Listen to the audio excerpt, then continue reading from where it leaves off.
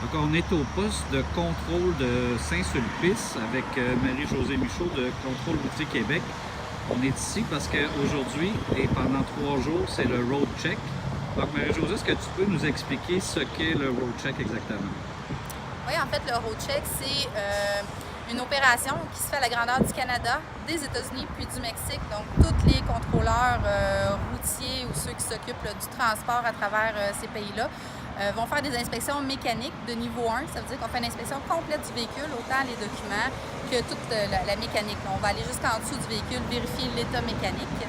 Puis ça se fait, comme je vous dis, là, pendant 72 heures à travers tous ces pays-là en même temps. Est-ce que c'est tous les postes de pesée au Québec qui vont être ouverts pendant cette période-là? En fait, c'est pas juste dans les postes de contrôle.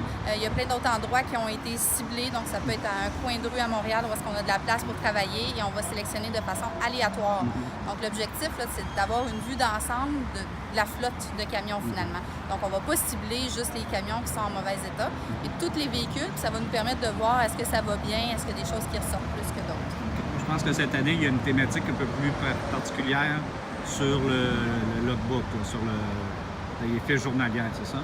Oui, cette année, on va porter une attention particulière sur les heures de conduite. On va regarder tout le reste, évidemment, mais on va vérifier les heures de conduite parce que c'est des infractions qui reviennent souvent, puis ça peut mener à certains dangers sur la route, là, surtout les personnes là, qui seraient plus d'heures sur la route que prévu, là, ça peut être dangereux pour les personnes. Et puis, je pense que le problème le plus récurrent, c'est rapport aux freins. Hein? Ce qui a été vu dans les dernières années là, dans nos inspections mécaniques, tous ceux qui sont mis hors service, donc il y a des défectuosités qui sont majeures dessus, mais environ 1 sur 5, c'est relié à l'état mécanique. Donc, ce qui se passe, c'est qu'on a un problème avec les ajusteurs de frein. Avant, c'était manuel. Maintenant, c'est automatique.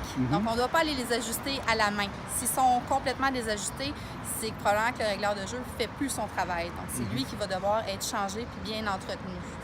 Donc, si c'est pas fait, bien, ça cause des problèmes, ça fait des mises en service, mais c'est pour la sécurité de tout le monde, autant du conducteur que tous les usagers de la route. Merci beaucoup.